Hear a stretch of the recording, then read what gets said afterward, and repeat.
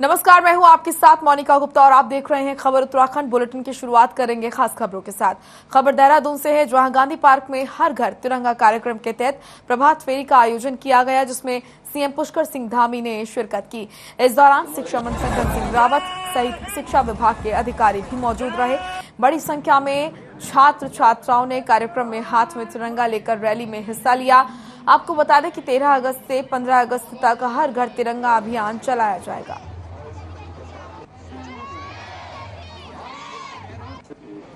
उत्तराखंड सरकार के शिक्षा मंत्री और हमारे हरीश मित्तल, हमारे महानगर के सभी छात्र एवं छात्राएं उपस्थित हमारे। प्रदेश के कैबिनेट मंत्री सौरभ बहुगुणा ने सचिवालय में अपने सभी विभागों की 2 दिवसीय कार्यशाला का आयोजन किया, जिसमें पहले दिन पशुपालन, मत्स्य पालन और दुग्ध विकास विभाग की समीक्षा की जाएगी और आगामी 3 साल के एजेंडे पर काम किया जाएगा, और दूसरे दिन गन्ना विकास और कौशल विकास विभाग की समीक्षा की जाएगी, जिससे अगले 3 सालों तक इन विभागों द्वारा एजेंडे के आधार पर काम किया जा सके। इस कार्यशाला में संबंधित विभाग के सभी अधिकारी शिरकत करेंगे।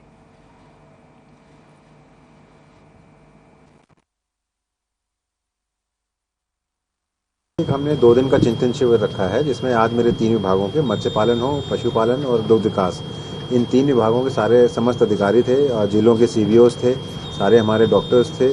उसके साथ साथ मैंने सारे पशुपालकों को, हमारे मत्स्य पालकों को, हमारे दुग्ध उत्पादकों को भी यहाँ पे बुलाया था। और 13 के 13 जिलों से हमारे पशुपालक, दुग्ध उत्पादक और मत्स्य पालक यहाँ पर आए थे। 4.5 घंटे की बैठक चली। उसमें बहुत सारी हमने एक मिशन 2025 का एक हमने इशू उठाया है कि 2025 में हमारे विभाग, तीनों विभागों के द्वारा क्या काम हम उपलब्धियां गिनाएंगे जब उत्तराखंड 25 साल का होगा। अध्यक्ष बनने के बाद पहली बार बीजेपी के नवनियुक्त प्रदेश अध्यक्ष महेंद्र भट्ट हरिद्वार पहुंचे, जहां हर की पौड़ी पर मां गंगा की पूजा अर्चना कर गंगा आरती में शामिल हुए। इस मौके पर पत्रकारों से बात करते हुए उन्होंने कहा कि आजादी का अमृत महोत्सव है। हमने तय किया है कि देवभूमि वीर भूमि का कोई भी घर तिरंगे के बिना न रहे। 5000 से ज्यादा ध्वज को वितरण किया गया है। साथ ही उन्होंने जनता से अपील की है कि हर घर में तिरंगा लगाएं। आपको बता दें कि इस मौके पर पूर्व बीजेपी अध्यक्ष और हरिद्वार के मदन कौशिक, रानीपुर के विधायक आदेश चौहान, प्रदीप बत्रा और अन्य कई पदाधिकारी मौजूद रहे।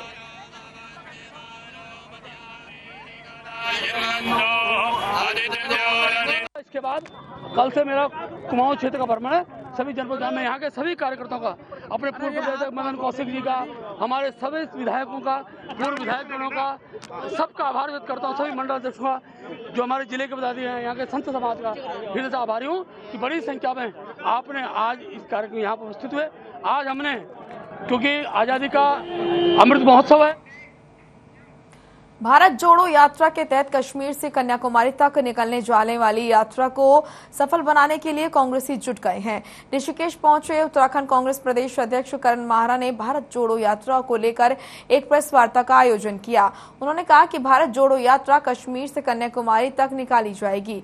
ये यात्रा 12 राज्यों से होकर गुजरेगी और करीब 36,000 किलोमीटर का सफर तय करेगी। इस यात्रा में राहुल गांधी भी शिरकत करेंगे। यात्रा के दौरान राहुल गांधी जगह जगह चौपाल लगाएंगे। इस यात्रा में उत्तराखंड के कई दिग्गज नेता शामिल होंगे और कार्यकर्ता भी शामिल होंगे।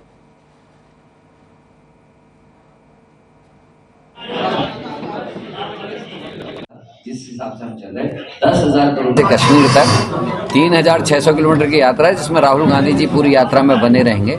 इसमें लोकल मुद्दों के साथ साथ नौजवान नवयुवतियों को कांग्रेस की आइडियोलॉजी से जोड़ना है, गिरती हुई अर्थव्यवस्था के बारे में जानकारी, राष्ट्र को सीमाओं को जो खतरा हो रहा है उस पर बातचीत, और जो भी जन सरोकारों से जुड़े हुए मुद्दे हैं उन सभी पे चौपालें लगा के लोगों से बात करते हुए यात्रा चलेगी। और ये 12 राज्यों को और 2 केंद्र शासित प्रदेशों को से होते हुए चलेगी।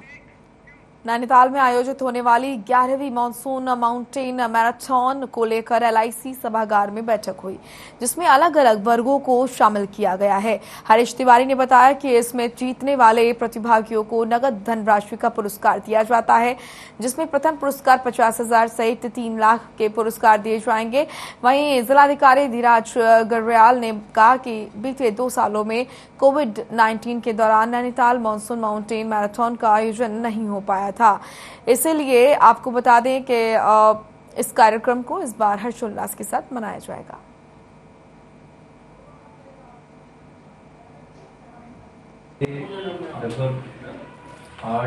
नैनीताल मानसून मैराथन का, जिसमें सबसे अच्छी बात यह है कि जिला प्रशासन का पूरा सहयोग इस बार हमें मिल रहा है और बढ़ चढ़ के हिस्सा प्रतिभागी भी ले रहे हैं और जिला प्रशासन और हमारी पूरी टीम में और एक जोश भराया है।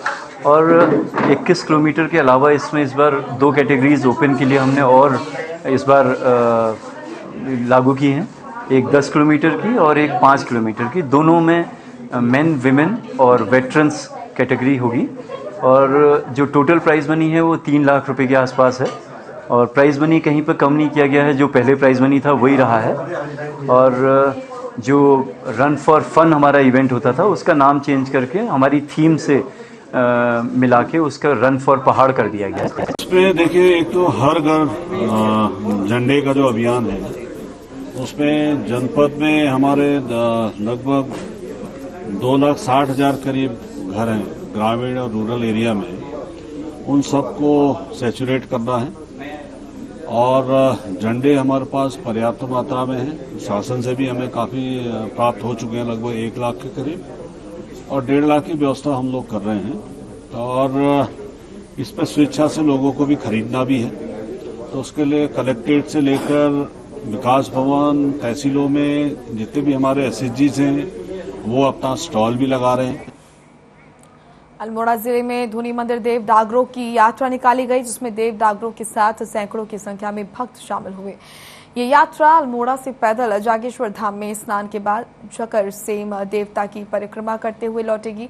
भक्तों ने लोगों की शांति और समृद्धि की प्रार्थना की। आपको बता दें कि बैसी कुमाऊं मंडली में प्रचलित पूजा में से एक, जिस व्यक्ति पर देवता अवतरित होते हैं उन्हें डंगरिया या फिर देवताओं की सवारी कहा जाता है और लोग इनसे अपनी मनोकामना पूरी करने की प्रार्थना करते हैं।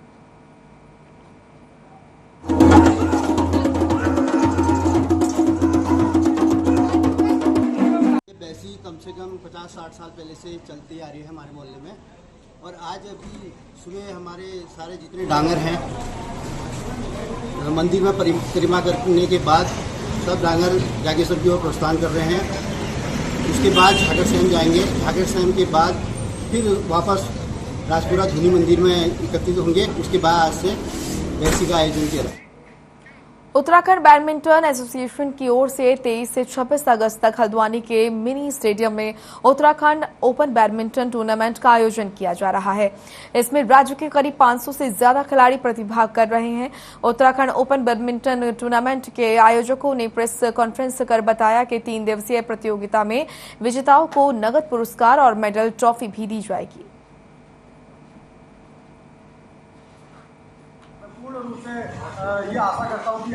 ये उत्तराखंड स्टेट ओपन बैडमिंटन प्रतियोगिता है और इसमें प्रदेश भर के लगभग 10-12 जिलों से 10-11 जिलों से हमारे पास 500 से प्लस उच्च स्तरीय खिलाड़ी इसमें हल्द्वानी मिनी स्टेडियम में 4 दिवसीय जो हमारा आयोजन है 23 अगस्त से 26 अगस्त तक उसमें खेलने आ रहे हैं। और माननीय इस प्रदेश की खेल मंत्री जो खेल को आगे बढ़ाने के लिए अपना पूरा प्रयास कर रही है, माननीय खेल मंत्री इसमें 23 तारीख को उद्घाटन समारोह में आ रही है, जिसके लिए मैं माननीय मंत्री जी का हल्द्वानी के माध्यम से धन्यवाद करता हूँ। और मैं माननीय प्रदेश के अध्यक्ष बैडमिंटन एसोसिएशन के प्रदेश अध्यक्ष मनकोटी जी और हमारे सम्मानित इस जिले के बैडमिंटन एसोसिएशन के अध्यक्ष रितेश बिष्ट जी और सम्मानित सेक्रेटरी श्री भुटियानी जी का मैं बहुत बहुत धन्यवाद।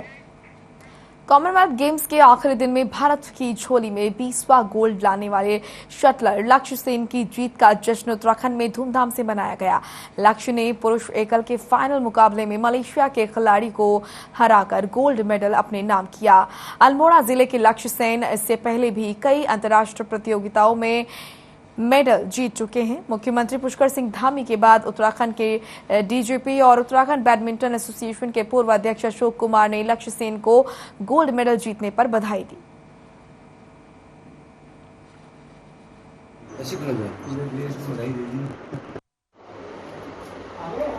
और उत्तराखंड को और लक्ष्य सेन को, उसके कोच बिमल कुमार को, उसके father cum coach DK Sen को, सबको ढेर सारी बधाइयाँ। उत्तराखंड बैडमिंटन का आप सभी जानते हैं, मैं 12 साल अध्यक्ष रहा हूँ 2005 से 17 तक, और हमने एक सपना देखा था कि उत्तराखंड बैडमिंटन में इतना पोटेंशियल है कि हमारे खिलाड़ी वर्ल्ड चैंपियनशिप खेलें, हमारे खिलाड़ी कॉमनवेल्थ एशियन चैंपियनशिप खेलें, ओलंपिक में जाएं। और जाने की तो बात ही अलग है, पार्टिसिपेशन तो हमने किया ही है, बहुत पिछले 5-6 सालों से कर रहे हैं, अब जो है मेडल्स जीत रहे हैं। रुड़की जिले के कस्बा मंगलौर में एक स्कूल के प्रिंसिपल द्वारा जारी टीसी पर रेड पेन से टिप्पणी करने के मामले में खंड शिक्षा अधिकारी ने विधायक विद्यालय पहुंचकर मामले में जांच की और प्रिंसिपल से स्पष्टीकरण मांगा। वहीं प्रिंसिपल ने अधिकारी को छात्राओं का माफीनामा दिखाते हुए नई टीसी जारी की है, जिसके बाद छात्राओं और उनके परिजनों ने राहत की सांस ली है। आपको बता दें कि कस्बा मंगलौर के मानक चौक स्थित राजकीय बालिका उच्चतर माध्यमिक विद्यालय की प्रिंसिपल ने 10वीं की 4 छात्राओं की टीसी पर रेड पेन से टिप्पणी कर दी थी, जिसके बाद मामला मीडिया में उछला तो रुड़की खंड शिक्षा अधिकारी विद्यालय पहुंचे और मामले की जांच शुरू की।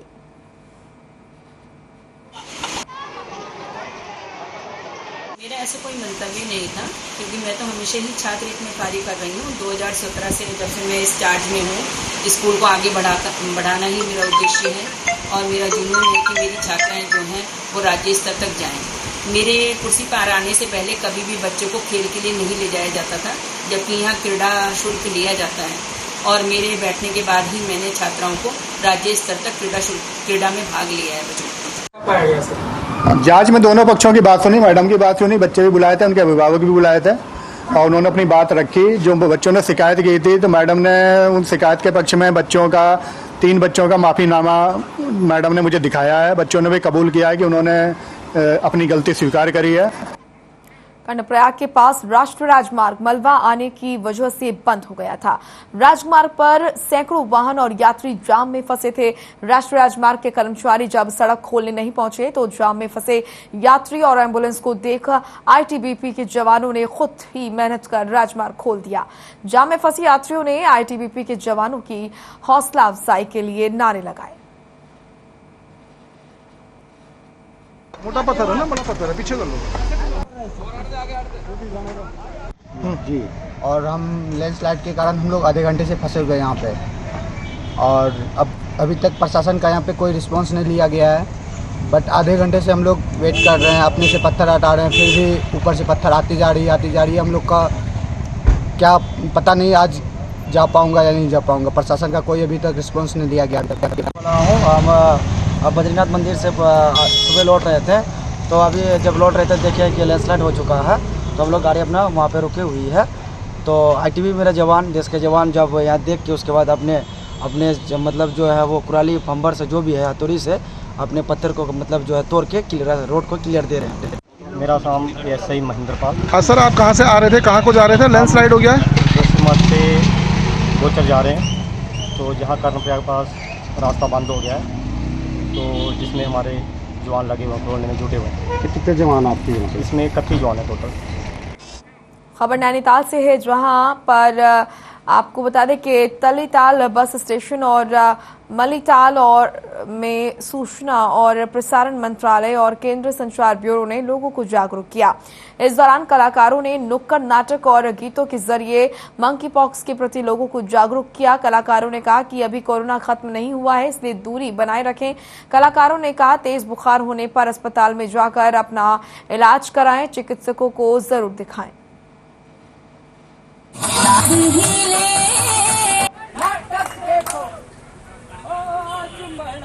भारत सरकार के माध्यम से कार्यक्रम चल रहे हैं और ये जो कार्यक्रम है एक जागरूकता कार्यक्रम है। इसमें जो है कि जो पंजीकृत दल हैं, जो सांस्कृतिक ग्रुप हैं, उनको ये काम दिया गया है कि किसी तरह से भी हमारे लोगों में जो अल्प आयु में मृत्यु हो रही है, जो कि कोरोना के कारण जो मृत्युएं हो रही हैं, वो किसी तरह से रुक जाए। रामनगर पुलिस ने चर्चित सुहेल हत्याकांड के 2 अन्य आरोपियों को गिरफ्तार कर लिया है और फरार चल रहे एक अन्य आरोपी को भी जल्द गिरफ्तार करने का दावा किया है। आपको बता दें कि 2 अगस्त को नंदा लाइन निवासी सुहेल सिद्दीकी चौरपानी स्थित अपनी दुकान बंद कर बाइक से वापस घर आ रहा था। इसी बीच रास्ते में कुछ अज्ञात लोगों ने उसका अपहरण कर उसकी हत्या करते हुए शव को गन्ने के खेत में फेंक दिया था। इस मामले में पुलिस ने एक आरोपी भरत आर्य को पूर्व में गिरफ्तार कर जेल भेज दिया था। एसपी क्राइम ने बताया कि पुलिस ने हत्या में प्रयुक्त कार को भी बरामद कर लिया है। आगे की कहानी ये निकल कर सामने आई कि सुहेल हत्याकांड पे पुलिस लगातार काम कर रही है। आज इस मामले में 2 और अभियुक्तों की गिरफ्तारी हुई है, जिनके नाम युवी बिष्ट उर्फ योगेश बिष्ट और दिनेश टमटा हैं। दिनेश टमटा पहले से ही वांछित चल रहे थे। इसमें जो कहानी अब निकल कर आई है उसमें ये पता चला कि 2 के बजाय इसमें 4 लोग शामिल थे और घटना के दिन ये चारों ही लोग मृतक सोहेल की दुकान से कुछ आगे खड़े थे और उसके आने का इंतजार कर रहे थे। जब वो मोटरसाइकिल लेकर अपनी दुकान से निकला तो भरत आर्य जो इसमें मुख्य अभियुक्त है उसके द्वारा कार का दरवाज़ा खोला गया और उस दरवाज़ा खुलने के बाद सोहेल नीचे गिरा। गिरते ही इन्होंने उस पर रॉड से ताबड़तोड़ एक अभियुक्त भरत आर्य को तो सुहेल हत्याकांड के गुत्थी पुलिस ने सुलझाई। आपको बता दें कि हत्या के 2 आरोपियों को पुलिस ने गिरफ्तार किया। लगातार पुलिस इस पूरे मामले की जांच कर रही थी और आखिरकार पुलिस के हत्या 2 आरोपी लग ही गए।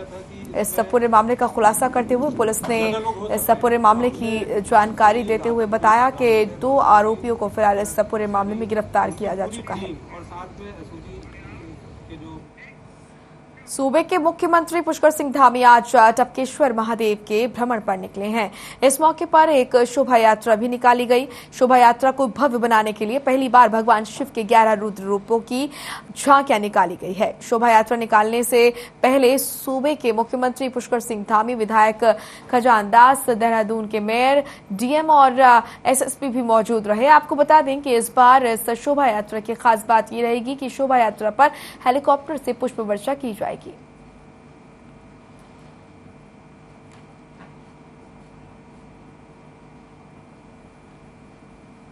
महादेव हमारे साक्षात महादेव हैं यहाँ पर और पवित्र श्रावण मास भी है। श्रावण मास में यहाँ पर विशाल भक्तगणों का जो संगम है यहाँ पर हो रहा है। ये हमारे लिए बहुत ही मैं कहूँ कि शुभ है यहाँ पर। और जहाँ अभी हमारे यहाँ पर विशाल कांवड़ यात्रा जिसमें करोड़ों लोगों ने भाग लिया है और अब ये टपकेश्वर महादेव की यात्रा हो रही है। इसमें भी हजारों लोग प्रतिभाग करेंगे। सभी को भगवान की कृपा हो, सभी की भगवान मनोकामना पूर्ण करें। देखिए, हेलीकॉप्टर वर्षा एक जो हमारी टपकेश्वर सेवा दल समिति टीम बनी हुई है उनका उत्साह का था। 11वीं शोभा यात्रा में भी हमने पुनः 2012 में भगवान के ऊपर, भक्तों के ऊपर पुष्प वर्षा किया गया था, परंतु ये 21वें वर्ष में कोरोना काल से सब निवृत्त हो गए। खुशी का माहौल है। बाबा इसी तरीके से सबको निरंतरता दे, पुनः ये लौट करके न आए।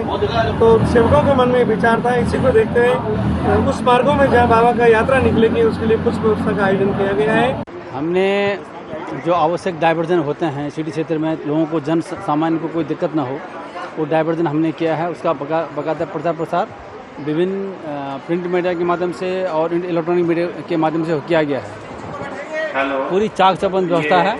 हमने बीटी स्क्वाड के माध्यम से पूरे जो भी रूट है उसको भी हमने देख लिया है और पर्याप्त पुलिस प्रबंधन हमने इसमें लगाया हुआ है। देश आजादी का अमृत महोत्सव मना रहा है। इसी कड़ी में 13 अगस्त से लेकर 15 अगस्त तक हर घर तिरंगा अभियान के तहत घरों में तिरंगा लगाया जाएगा। लेकिन इससे पहले प्रदेश भर में जन जागरूकता अभियान के साथ ही तिरंगा यात्रा निकाली जा रही है। प्रभात फेरी निकाली जा रही है। मंगलवार को देहरादून के गांधी पार्क से भी तिरंगा यात्रा निकाली गई, जिसमें मुख्यमंत्री पुष्कर सिंह धामी, कैबिनेट मंत्री धन सिंह रावत, डीजीपी अशोक कुमार, देहरादून शहर के मेयर और विधायक भी मौजूद रहे। इस अवसर पर बड़ी संख्या में स्कूली छात्र छात्राएं तिरंगा लिए जागरूकता अभियान में मुख्यमंत्री के साथ मौजूद रहे।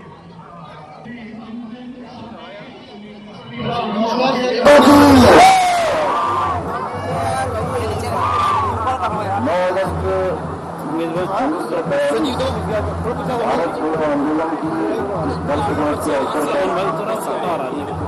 इस प्रभात फेरी कार्यक्रम में, जिसमें हमारे अनेकों विद्यालयों से शिक्षा विभाग के लोगों के द्वारा सारा समन्वय यहाँ पर किया गया है, सबका एकत्रीकरण किया गया है। अभी आप सब लोग जिनको सुन रहे थे, उत्तराखंड सरकार के शिक्षा मंत्री आदरणीय डॉक्टर धन सिंह रावत जी, इस क्षेत्र के लोकप्रिय विधायक आदरणीय खजानदास जी, हमारे देहरादून शहर देश की आजादी के 75 साल पूरे होने के जश्न में कांग्रेस प्रदेश भर में 9 अगस्त से 15 अगस्त तक भारत जोड़ो तिरंगा यात्रा निकाल रही है।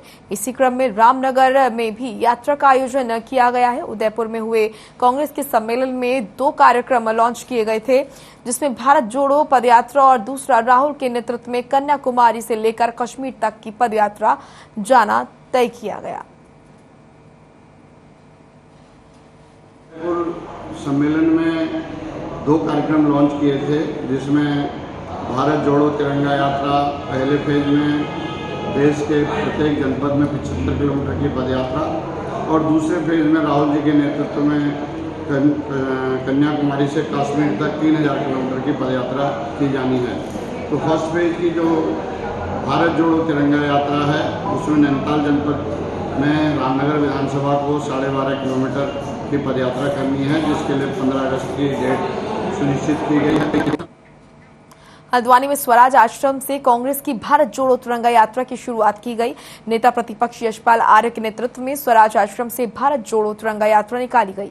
इस दौरान स्वतंत्रता संग्राम सेनानी के परिजनों को भी सम्मानित किया गया। सैकड़ों कांग्रेस कार्यकर्ताओं के साथ शहर भर में तिरंगा यात्रा निकाली गई, जिसमें नेता प्रतिपक्ष यशपाल आर्य ने कहा कि जिस तरह आजादी की लड़ाई के लिए अंग्रेजों भारत छोड़ो का नारा दिया गया था, इसी प्रकार आज एक बार फिर देश को जरूरत है भारत जोड़ने की, क्योंकि धर्म और मजहब के राजनीति देश को तोड़ने का काम कर रही है।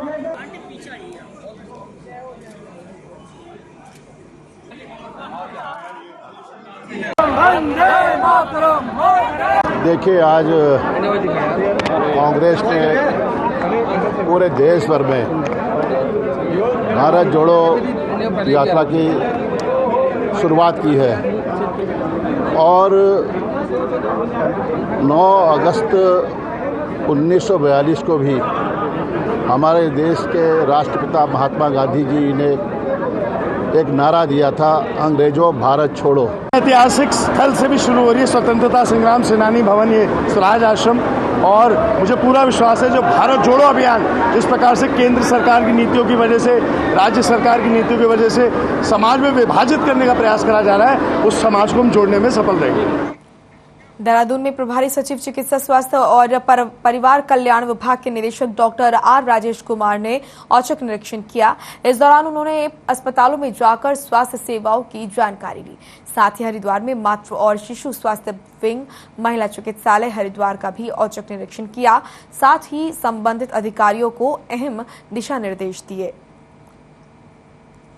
डॉक्टर आर राजेश कुमार ने निरीक्षण किया। अस्पताल में जाकर जानकारी ली। तस्वीरें आप देख रहे हैं। अधिकारियों को दिशा निर्देश भी दिए। डॉक्टर आर राजेश कुमार ने अस्पताल का निरीक्षण किया और अस्पताल में जाकर जानकारी ली किस तरीके से मरीजों को देखा जा रहा है और क्या वहां पर सुविधाएं दी जा रही हैं। इसी के साथ उन्होंने अधिकारियों को भी दिशा निर्देश दिए। चलिए फिलहाल इस बुलेटिन में इतना ही। आप देखते रहिए हर खबर। नमस्कार।